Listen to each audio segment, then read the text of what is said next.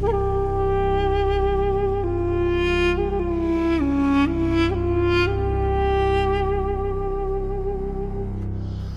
former State Representative Irv Schlossberg. I represented many of the Holocaust survivors in both Broward and Palm Beach County, Florida. I never got such a close look at the Holocaust until I visited YAD Vashem. I never had to go through anything like this, and hopefully no one will ever have to go through the pain that the survivors went through. My thoughts were with all Holocaust survivors. YAD Vashem is a place where I began to understand what happened to our people.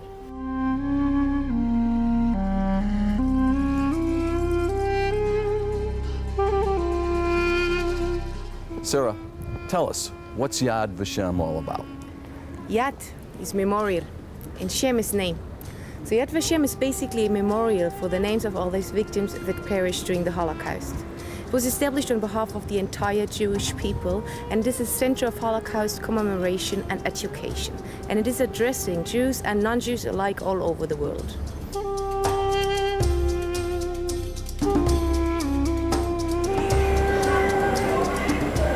What we have here as we enter the museum is original footage, and it's showing you how vibrant life was before the Holocaust, and it's showing you what life was, I guess, on the eve of destruction for the Jewish community.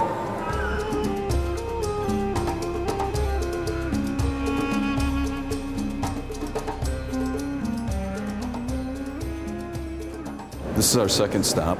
Sarah, explain the significance over here. This represents basically the narrative of the museum, which combines hard historical facts with personal stories. If we try and comprehend to understand the scale of the Holocaust, we have to understand that we are dealing here with 6 million personal stories, 6 million faces, 6 million names. These are documents that were found in the pockets of victims. If you look at the enlarged photograph in front of you, it shows the labor camp Kluga in Estonia in September 1944. The Jews, the remaining Jews in the camp, were murdered, and they were put on wooden logs, ready for burning. But the Germans didn't have enough time to burn all the corpses, and they fled the scene. Now, when the soldiers entered the camp, they didn't know who these people were. They started searching their pockets to find anything to identify them. And this is basically what they found. These were the last things that were left from entire lives. This shows us a photograph from the 1st of April 1933, the first nationwide boycott through Germany, where the Germans were simply not allowed, or they were commanded not to enter Jewish shops in Germany. Moving to the late 30s now, and this is 1938. Exactly. This is the turning point? It was a turning point. Hitler annexed Austria, his homeland, in March 1938. Then, in November 1938, we had the Night of the Broken Glasses, a pogrom throughout Germany where approximately 1,400 synagogues were destroyed in just one night. One night. More than 7,000 Jewish shops burned down, and 91 Jews were shot.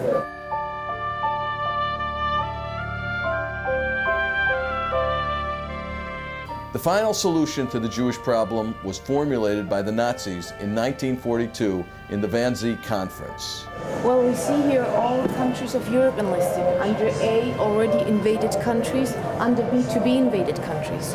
And we can see the amount of Jews living in each country. Now, if you look, more than 11 million Jews lived in Europe. More than 11 million. It was comprised of 4 basic elements. First, the ghettos and concentration camps to gather the Jews. This room is dedicated to the Warsaw Ghetto. The Warsaw Ghetto was the biggest prison in Europe. Almost 500,000 Jews lived in 73 streets. And that's why this room is designed like a real street of the Warsaw Ghetto, because more than in any other ghetto, life and especially death happened on the street. Are these the original bricks? Yes. Second, elaborate transportation and train system to take the Jews to their final destination. Third, the final destination, the death camps. This is Auschwitz-Birkenau, and what this is state-of-the-art of the German extermination industry. The Nazis developed a systematic deception campaign to conceal the whole plan from the victims and conceal it from the world. This presents the response of the world to the final solution. What did the world know? How did they react? Why wasn't Auschwitz bombed? And also the aspect of the righteous among the nations. The righteous among the nations were non-Jews, risking their lives during the Holocaust in order to save Jews.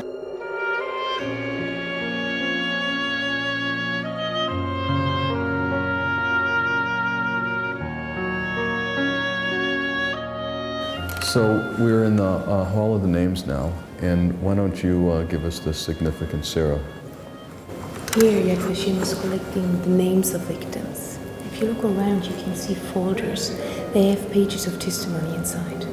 Every page is giving another name of a victim, telling another story.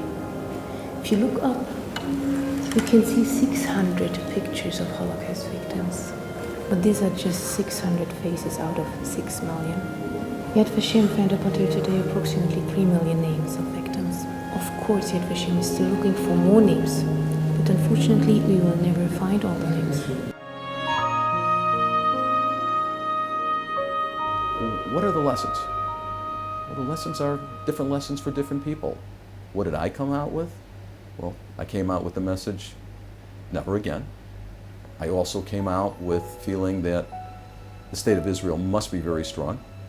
And I also came out with the Israeli people must do whatever they can to defend themselves by themselves.